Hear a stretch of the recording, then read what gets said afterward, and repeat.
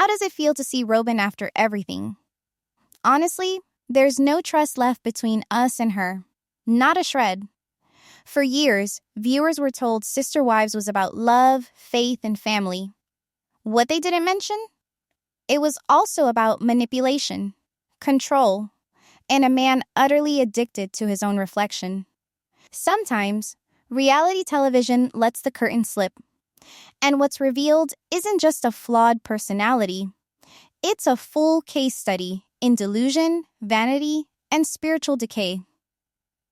Kody Brown, once the self-styled patriarch of Sister Wives, has finally stepped into a setting where producers don't edit him into heroism, and where the people around him aren't paid to nod along. In a special forces test designed to push even the toughest, Kody is stripped of the control he's clung to for 2 decades. And the result? Pure, unvarnished theater, shoddy and chaotic, but impossible to look away from. Even the drill sergeants, trained to dismantle egos, barely mask their disdain. When Billy joked that Kody should lead the team into a minefield so everyone would know where not to step, the group erupted in laughter. Poetic irony, really. For the first time, Kody's talent for destruction is being recognized for what it is: a darkly useful skill. The man who spent 20 years planting emotional landmines in his own family has finally found a role that fits. Watching Kody eat breakfast alone, while others chat warmly nearby, isn't just tragically funny. It's karmic. For years, he built a kingdom of alienation and self-praise, mistaking manipulation for leadership. Now, surrounded by people who see right through him, he's reduced to a class clown, desperately seeking attention. The laughter he earns isn't admiration. It's the kind reserved for someone who doesn't realize they're the punchline. His behavior here explains why his former wives reached their breaking points.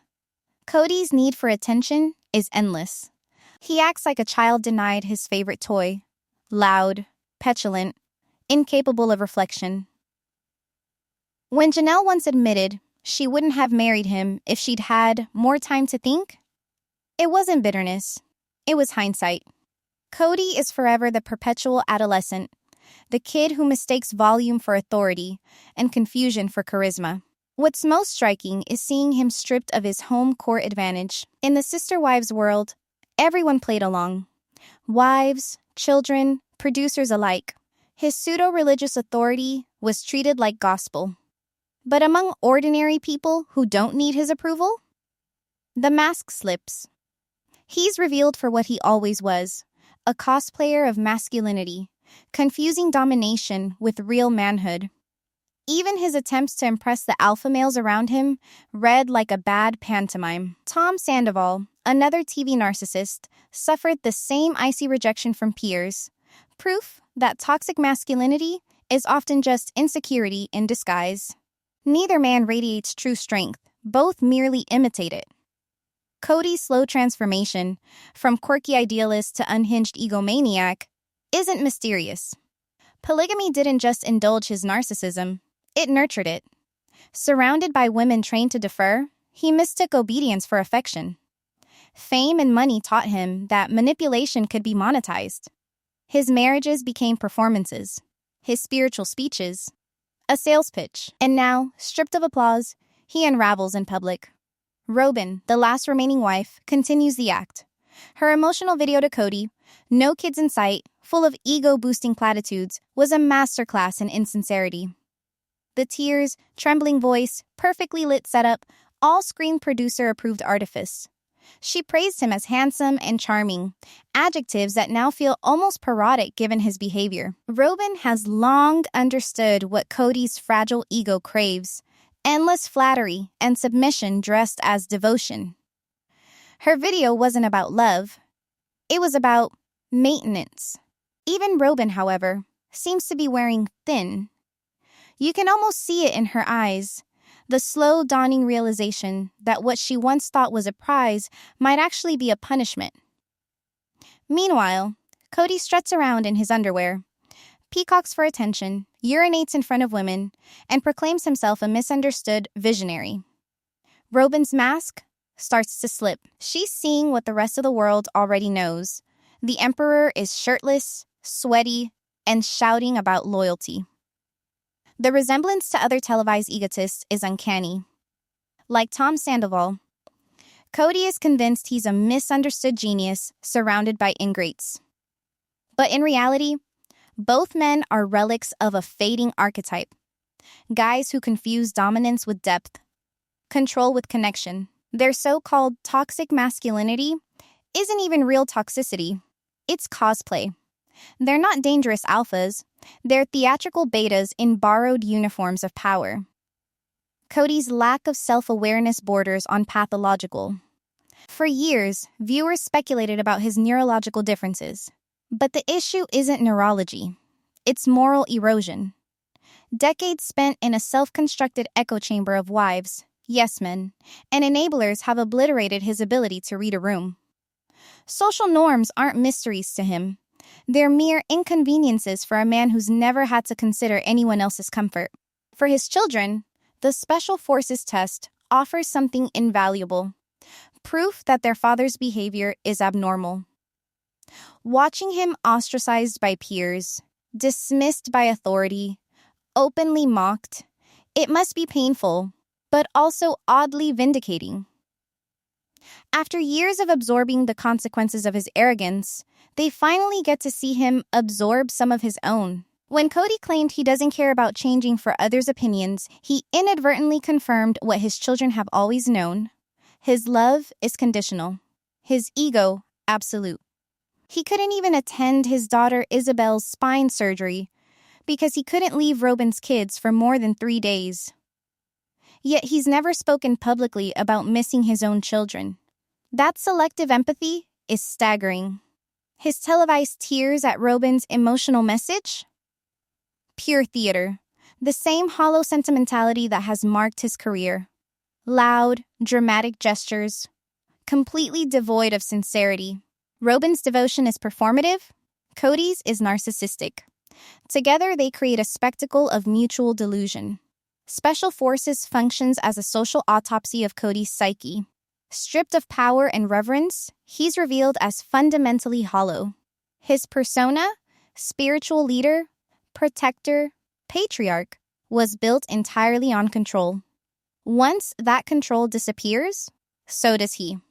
The instructor's laughter isn't just mockery, it's judgment rendered by reality itself.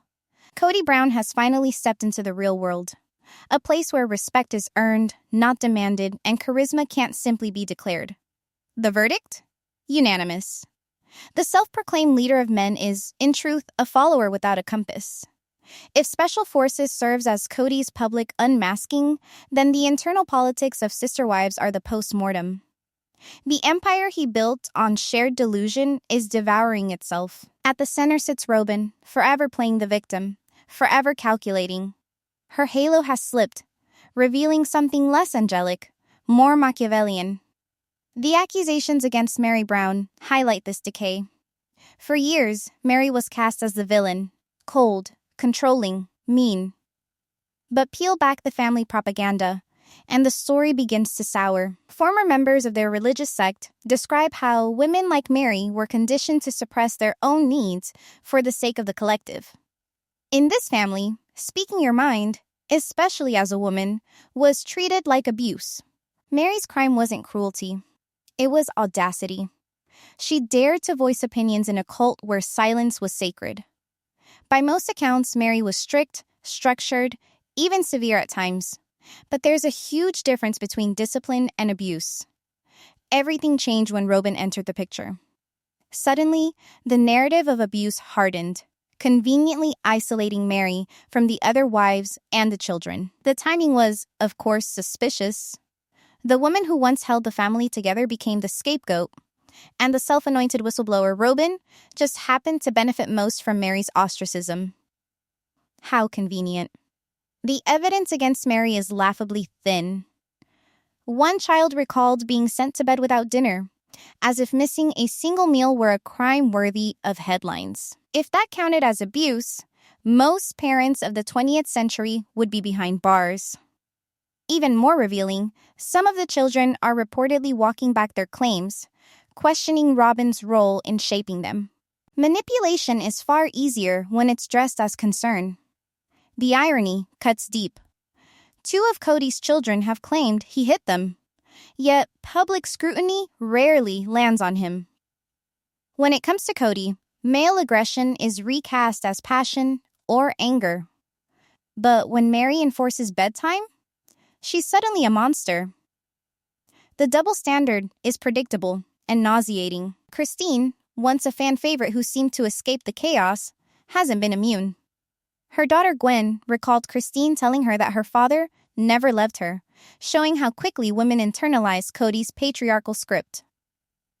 Christine once romanticized the role of self-sacrificing wife, but when that illusion broke, she weaponized it.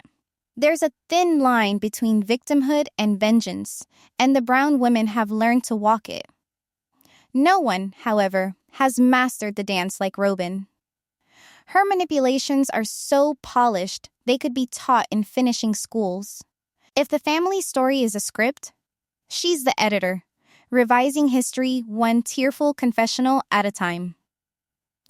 When she talks about fairness, she means control. When she claims to advocate for everyone, she's really ensuring her household gets the lion's share. Her latest performance, refusing to approve the sale of the Coyote Pass property until it was fair for all, was moral theater at its finest. Sweet, pious, utterly self-serving. Every selfless act she performs somehow increases her personal benefit. She didn't want the Flagstaff mansion until Kody found one. She didn't want to isolate from the sister wives until isolation gave her exclusive access to Kody and the family finances. Robyn is the benevolent dictator of her own revisionist history, painting herself as the misunderstood peacemaker while everyone else ends up exiled. The pattern is transparent. Create chaos, play the victim, reap sympathy and power. Her constant talk of sitting on the porch and growing old together isn't longing, it's a branding slogan. What she mourns isn't lost sisterhood, it's lost control. Independence among the other wives robbed her of the shared family funds she once managed like a dowry. Her grief is financial, not emotional. And Kody? He plays his part in this tragic comedy with his usual mix of self-pity and bravado. Then there was his so-called confession about receiving a romantic email from another woman. The story sounded suspiciously like something invented for TV, equal parts farce and desperation. Watching him fumble through it, nervously insisting he deleted it, yet promising to show future messages to Robyn, was like watching a middle schooler rehearse sincerity for the first time. Did he invent the whole thing? Or did he actually respond and instantly regret it? Either way, the performance was pitiful. Robyn's reaction was just as revealing. Her sudden moral outrage over another woman reaching out to her husband would almost be touching if it weren't so hypocritical. After all, she'd been perfectly content participating in Kody's harem when the roles were reversed. Back then, jealousy was a flaw of insecure women. Now, it's a virtue. At least when it protects Robyn's monopoly on Kody. Her anger isn't about fidelity. It's about control. Imagine, for a moment, if Kody actually considered a new wife. It would ignite Robyn's insecurities faster than his temper after a group therapy session. But let's be honest, the chances are slim.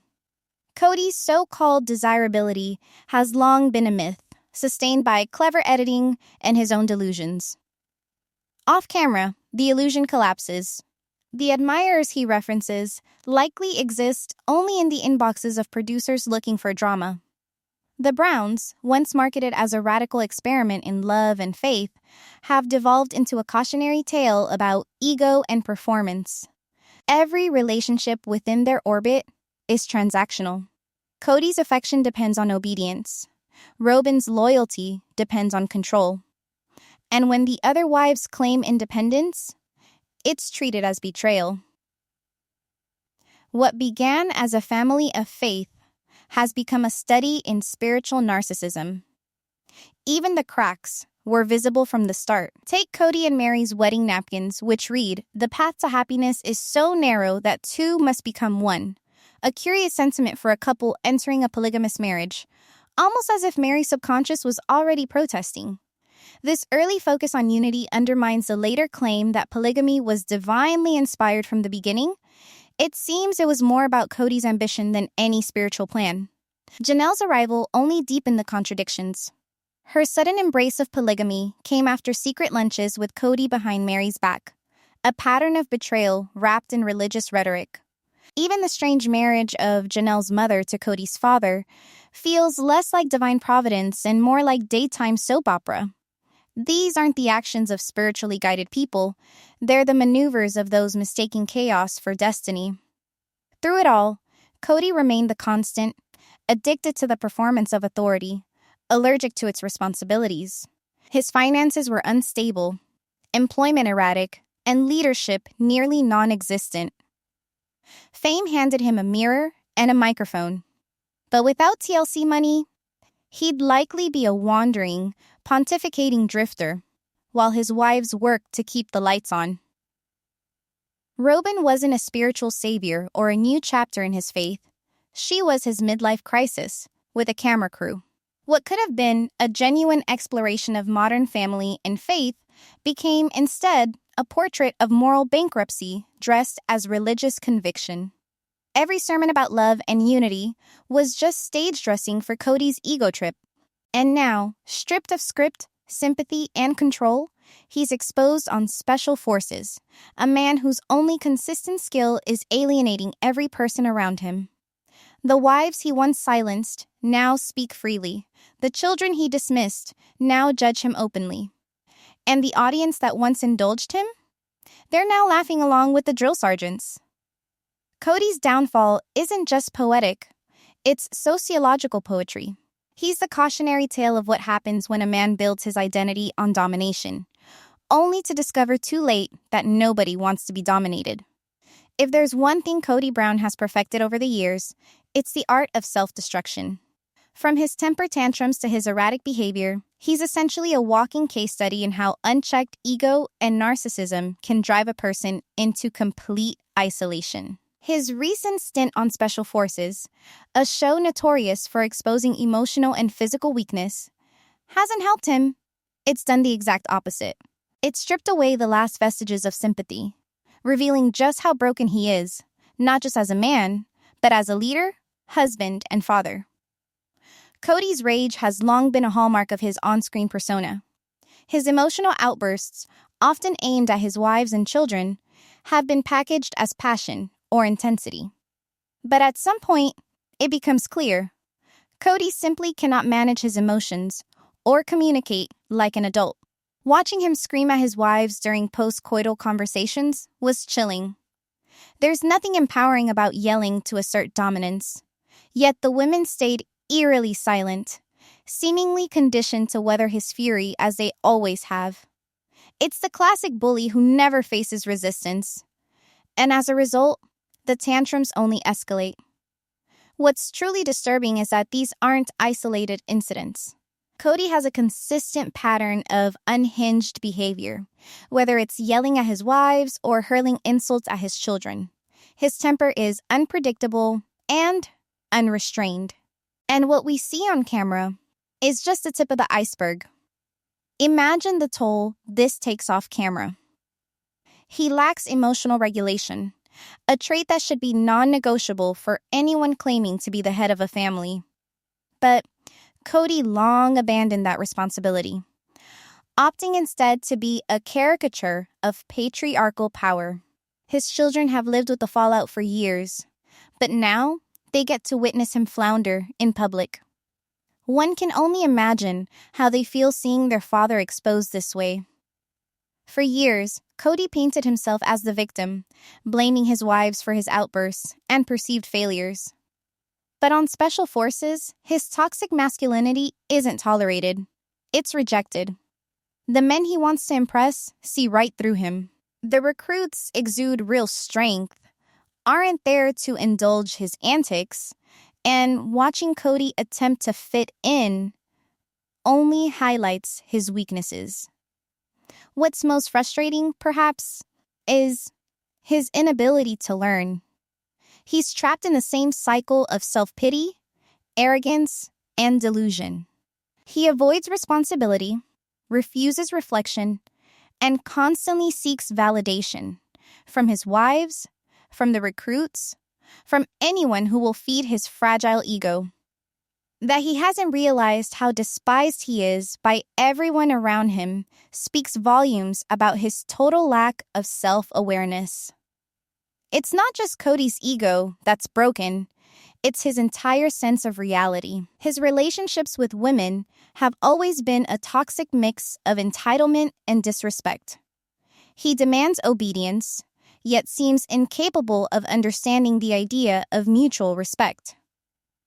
Ignoring women's opinions and needs, prioritizing his own desires, has been his standard operating procedure. And in his interactions with the Special Forces trainers, it's clear. He only listens to men, reinforcing his belief that women are inferior. Kody's misogyny isn't subtle, it's obvious. He's the classic alpha male who can't even treat his wives with basic decency, yet expects them to bend to his every whim. His failures as a father are equally alarming. During a recent Special Forces episode, he admitted he doesn't care enough to change based on what others think of him, a statement that speaks volumes. Kody has been emotionally absent from his children for years, and he dismisses their concerns as irrelevant. He couldn't even attend his daughter Isabel's spine surgery because leaving his other children for a few days was apparently too inconvenient. Not once did he publicly mention missing his kids on the show. Choosing personal comfort over a child's need is shocking, and yet entirely in character. Robyn, Kody's final wife, has long enabled this behavior, feeding his ego while masquerading as the selfless saint. Her hypocrisy around polygamy is telling. She's a master manipulator, constantly positioning herself as the victim while benefiting the most from Kody's favoritism. Her refusal to approve the sale of the Coyote Pass property until Fair for All was another transparent power play. She consistently frames herself as the martyr, the advocate for fairness, while quietly ensuring she and her children come out ahead. Even her emotional video for Kody was strategic theater, praising him endlessly while conveniently leaving their children, especially the younger ones, out of the frame. Robyn reinforced Kody's fragile ego while deflecting attention from the family's crumbling reality. Kody, of course, devoured it, oblivious to the hollowness of the performance. Robyn's thirst for control runs deep. She insisted on a confidentiality agreement when Meri left and quietly orchestrates the division of resources to protect her own interests. She isn't merely fitting in, she's playing a long game to ensure she and her children gain the most once the dust settles. At the heart of it all, the tragedy is how Kody and his wives sold out their own values for a performance. Every interaction, every relationship, every act of faith has been turned into a scripted play of ego, selfishness, and control. Kody's desperate need to be seen as powerful, his inability to connect outside his inner circle, and his refusal to acknowledge the harm he's caused have created a perfect storm. What began as a family built on shared faith has devolved into a soap opera of manipulation, deceit, and ego clashes. Kody isn't a victim of polygamy or the media. He's a man who chose to wield authority as a weapon, and now wonders why it's backfiring. His inability to evolve, lack of empathy, and refusal to take responsibility have left him surrounded by family, yet utterly alone. The irony is sharp, but the consequences are real. What happens next for the Browns is uncertain. But one thing is clear. Kody, once untouchable, is finally facing the wake-up call he deserves. Whether he learns from it or continues hiding behind his ego is another story. His failure isn't just personal, it's a family tragedy. And until he confronts the wreckage he's caused, nothing will change.